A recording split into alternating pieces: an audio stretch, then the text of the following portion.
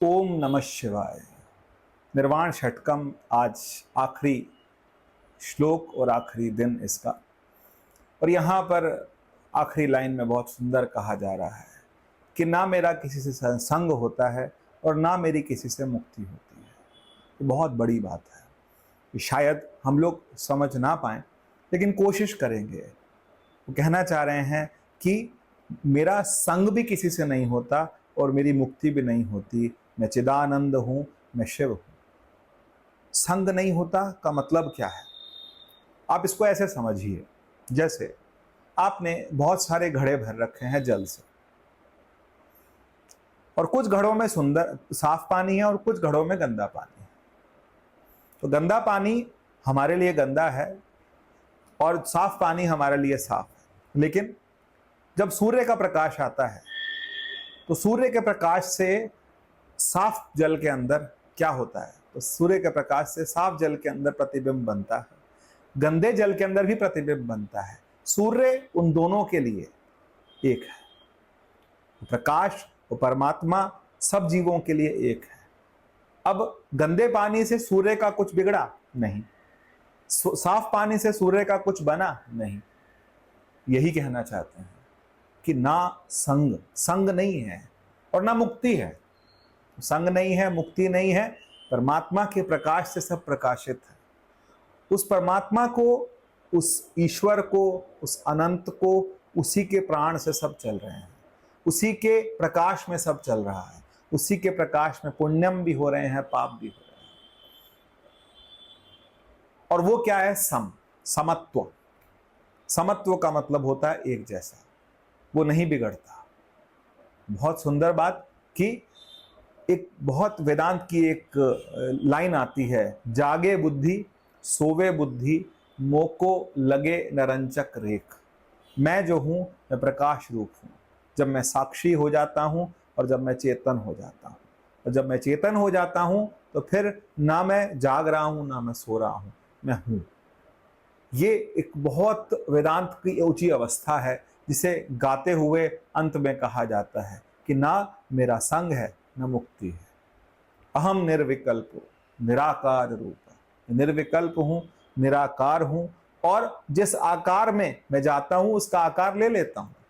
जैसे जल को आप जिस बर्तन में डालेंगे जल उसका आकार ले लेगा, तो आपको लगेगा कि जल जो है उसने आकार ले लिया। लेकिन जल से पूछा जाए कि तेरा क्या आकार है, तो जल कहता है मेरा कोई आकार नहीं है, जिस बर्तन में मुझे डाला गया मैं वैसा बन गया। तो परमात्मा का कोई आकार नहीं है, परमात्मा निराकार है, परमात्मा सम है। और जब साधक साधना करना शुरू करता है, ध्यान के लिए बैठता है, परमात्मा के गुणगान करने के लिए बैठता है, तो धीरे धीरे वो क्या बन जाता है? वो साक्षी बन जाता है। और साक्षी का मतलब है समस्त इंद्रियों का साक्षी, मन का साक्षी, प्राण का साक्षी। और वो साक्षी बन करके साक्षी भाव से साधना करता है, और साधना करते करते उसको यह आभास होता है कि मैं साक्षी भी नहीं हूं, मैं सिर्फ चेतन हूं, मैं चेतना हूं। वो चेतना जिससे समस्त विश्व को प्राण मिल रहा है, वो चेतना जिससे समस्त विश्व को प्रकाश मिल रहा है, वो चेतना जो कि समस्त पूरी धरा को, पूरे ब्रह्मांड को, चराचर को चला रहा है। वो इलेक्ट्रॉन में भी है, वो एक छोटे से छोटे इलेक्ट्रॉन में भी है, वो बड़े से बड़े हाथी में भी है, वो सब जगह है। और वो सब उसी की ऊर्जा से, उसको ऊर्जा रूप माने, उसे प्रकाश रूप माने, वो सबके साथ है। लेकिन वो किसी के संग नहीं कर रहा है। संग का मतलब उसके संग से उसका कुछ नहीं बिगड़ रहा है, सिर्फ वो प्रकाशित कर रहा है चीजों को। और प्रकाशित करने वाला वो परमात्मा, वो शिव, वो सबके अंदर है। ये जीवन में हम सबको जानना होगा।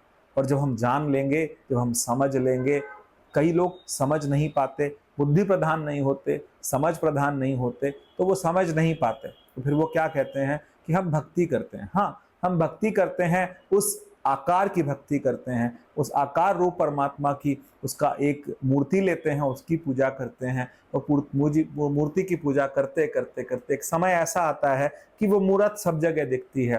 तुलसीदास जी ने जब पहले क्या कहा, तुलसीदास जी कहते थे कि मैं राम की पूजा करता हूं। लेकिन राम की पूजा करते करते करते फिर उन्होंने एक दिन कहा, हरि व्यापक सर्वत्र समाना, प्रेम ते प्रकट हो मैं जाना।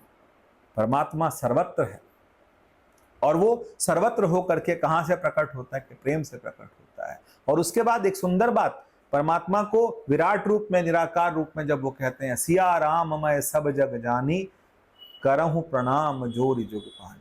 तो मैं सिया राम मैं, इस पूरे संसार को मैं सिया राम मैं देखता हूँ। सर्वत्र मेरे इष्ट जो हैं वो सर्वत्र हैं, और जब वो सर्वत्र हैं तो इसका मतलब फिर वो आकार नहीं है, फिर वो निराकार हैं, निर्विकल्प हैं, निराकार हैं, असंग हैं, न मुक्त हैं। इसीलिए परमात्मा को जो समझ जाते हैं, परमात्मा की लीलाओं को समझ जाते हैं, समझने का प्रयास करते हैं, उनके जीवन में चिदानंद रूपः शिवोहम शिवोहम, फिर वो शिवोहम का जो पद है, शिवोहम की जो स्थिति है, शिवोहम का जो आनंद है, चिदानंद रूपः शिवोहम शिवोहम, उसे प्राप्त कर लेते हैं। ओम नमः शिवाय।